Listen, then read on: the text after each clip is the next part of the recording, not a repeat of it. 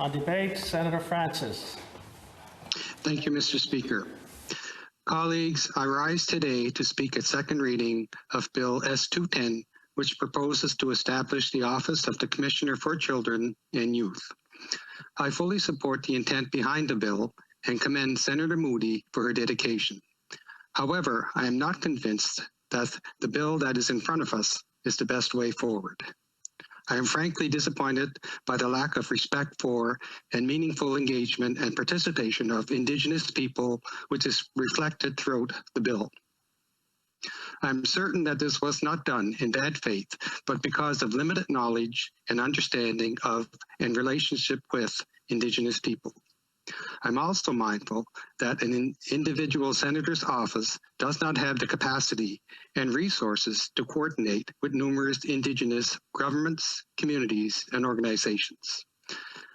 But none of this ever justifies a failure to incorporate the unique rights, interests, and circumstances of Indigenous people during the development and eventual implementation of legislation. Colleagues, to make progress towards reconciliation, lawmakers at all levels must commit to moving away from the unilateralism of the past centuries. This change requires that we all deepen our understanding of and respect for Indigenous peoples and pursue partnership and collaboration, even when it's hard or uncomfortable. Colleagues, before I speak to the substance of Bill S-210, I want to comment on the situation of Indigenous children and youth who are by far the most marginalized and disadvantaged in Canada. A recent report on child poverty, which used census data from 2006 to 2016, found that an astounding 47% of status First Nation children in Canada live in poverty, 2.5 times above the national average. The rate increases to 53% for those living on reserve. For those in Saskatchewan and Manitoba, it is 65%. The report also found that some 32% of non-status First Nations children live in poverty. Inuit children are at 25% and Métis children at 22%. None of this is accidental. The Crown has for centuries sought to assimilate, dispossess, and erase every aspect of Indigenous peoples' existence, including our identity, language, culture, and sovereignty. This legacy contributes to a complex and ongoing intergenerational trauma, and it has taken us from economic self-sufficiency to dependency.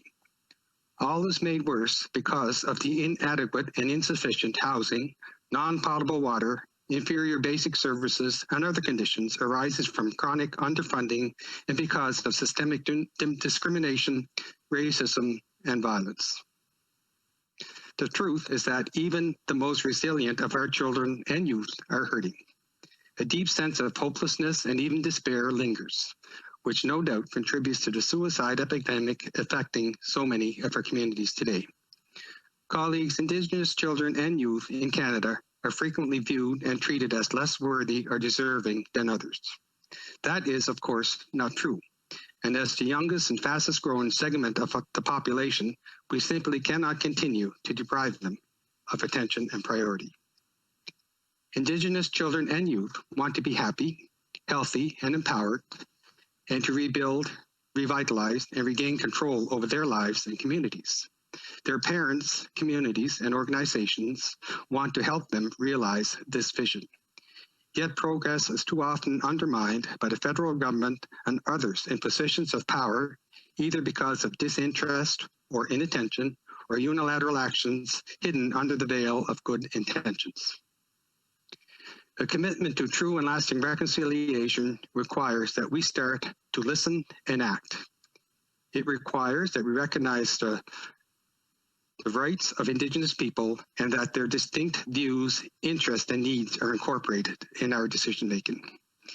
And it requires an emphasis on meaningful and informed dialogue and collaboration as equals and not as subordinates. Colleagues, I now want to turn to Bill S-210 itself. Dr. Cindy Blackstock, a tireless advocate for Indigenous children's rights, prepared an excellent briefing note, which requires our careful analysis.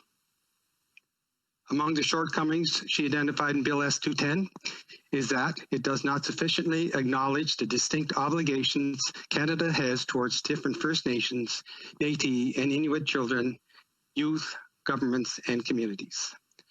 Such was evident to me after reading the preamble of the bill, which reads, quote, whereas children and youth under federal jurisdiction, such as First Nations, Inuit, and Métis children and youth, do not benefit from provincial and territorial human rights protections, end quote.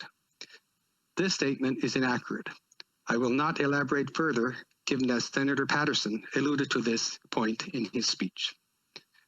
Another shortcoming in the bill identified by Dr. Blackstock includes the disregard for the long-standing practices of First Nations, Métis, and Inuit communities and families to safeguard the rights and best interests of their children using their laws and practices. Even more disturbing, the bill implies that the practice of separating Indigenous children and youth from their families and culture is historical rather than ongoing, which is entirely untrue. There are more Indigenous children and youth in care today than there were in the residential schools at the height of their use, contributing to what has become now known as the Millennial School. Colleagues, a call for the establishment of a single commissioner with an assistant commissioner for Indigenous children and youth is another serious shortcoming in the bill. This top-down approach is not in line with one of the most basic rights of Indigenous peoples, the right to self-determination, which is our right to have control over matters that directly affect us without domination or interference, including those related to our children and youth, and to establish a relationship with the dominant society and the state based on participation and consent. The single commissioner proposed by the bill reinforces a paternalism which treats Indigenous peoples as wards of the state who require control and direction, which emboldens those in positions of authority to justify making decisions about us without us, sometimes with devastating consequences. A clear example is found in the application of the principle of the best interests of the child, which is grounded on Western and Eurocentric values and has been used to justify the removal of too many Indigenous children and youth from their families and community. It only recently that the importance of maintaining cultural continuity and of ensuring substantive equality in the provision of services has been acknowledged. The coming into law of Bill C-92, which aimed to restore control over the delivery of child and family services to Indigenous communities, has been a crucial step forward. When contrasted to Bill C-92, Bill S-10 feels like a step backward. To be consistent with the right to self-determination, myself and others reason that the role of a National Children's Commissioner must include a dedicated Indigenous Children's Commissioner. The Assembly of First Nations, for example, passed resolutions supporting the independent oversight bodies to protect the unique needs, rights, and views of First Nations children and youth. Only a dedicated First Nation or Indigenous commissioner would fit this vision. We should also take note from Australia, which established the National Children's Commissioner in 2012. Last year, an enlightening position paper, which was signed by over 70 organizations and 7 of the country's children's commissioners and guardians, called for the urgent establishment of a commissioner for Indigenous children and youth on an equal footing as the National Children's Commissioner, noting that this would be consistent with the right to self-determination. The position paper also maintains that the role must be filled by a person with the necessary qualifications, knowledge, and experience, and more significantly, be filled by an Indigenous person with the requisite cultural understanding and relationships to understand and promote the best interests of Indigenous children and youth. I completely agree. We need more Indigenous-led solutions. Excluding Indigenous people from the table is what has led to today's problems. Professors Hadley Freeland and Naomi Metallic, who are also advocates for Indigenous children's rights, brought their shortcomings in the bill to my attention. Perhaps the most significant is, and I quote, that Indigenous children are the only children directly under federal jurisdiction, S91-24, jurisdiction concerning various essential services provided to Indigenous families particularly those on reserve, but appears to be relegated to a secondary status in this bill by not having Indigenous children being the focal point of the Act. This makes no sense because Indigenous children are the only children Canada's jurisdiction directly impacts." End quote.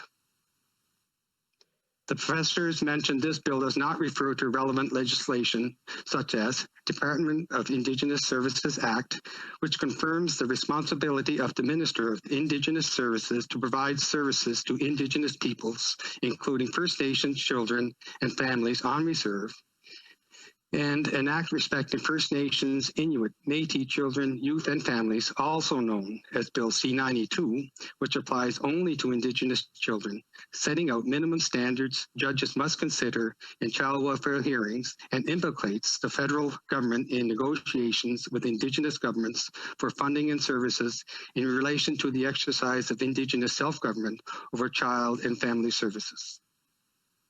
The professors also warned me that the bill does not mention remedies or what a person or court can do if the law is not being complied with.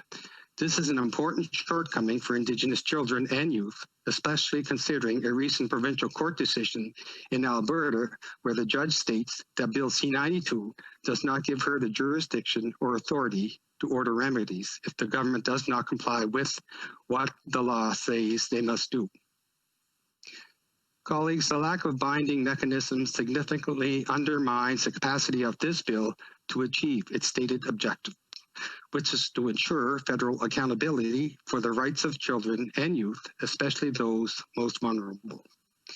Consider, for example, that in 2016, Canada was found guilty by the CHRT of discriminating against children who live on reserve by willfully and recklessly underfunding child welfare and other services, and was subsequently ordered to compensate individual First Nations children and some parents or grandparents affected. The federal government has yet to do so. It also continues to underfund health and social services for First Nations children living on reserve. This bill will regrettably not change this. Having the authority to investigate and make findings and recommendations is valuable, but many studies, reports, and inquiries have already drawn our attention to the issues. Indigenous people have a good understanding of what needs to happen. The problem is a lack of political will to do so. Why then does this bill rely on the goodwill of the federal government and other parties to uphold the rights of Indigenous children and youth when it has been proven time and time again to be insufficient? Colleagues, it is also noteworthy that Canada has been called out on multiple occasions for not having a centralized mechanism to compile and analyze disaggregated data related to children.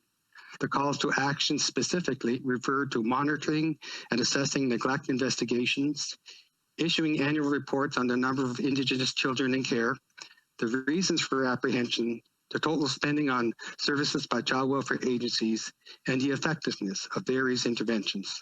None of this is reflected in Bill S-10. And even if the bill was amended to address this shortcoming, the rights of Indigenous communities to own, control, access, and possess information about their peoples must be respected, as it is fundamentally tied to self-determination and to the preservation and development of culture. In closing, honorable senators, I want to make clear that I am not in any way opposed to protecting and promoting the rights of children and youth. It would be absurd for anyone to insinuate as much. I just do not think that Bill S-10 is the answer, at least not for Indigenous children and youth. What I do know is that this bill makes no more than a passing reference to Indigenous groups.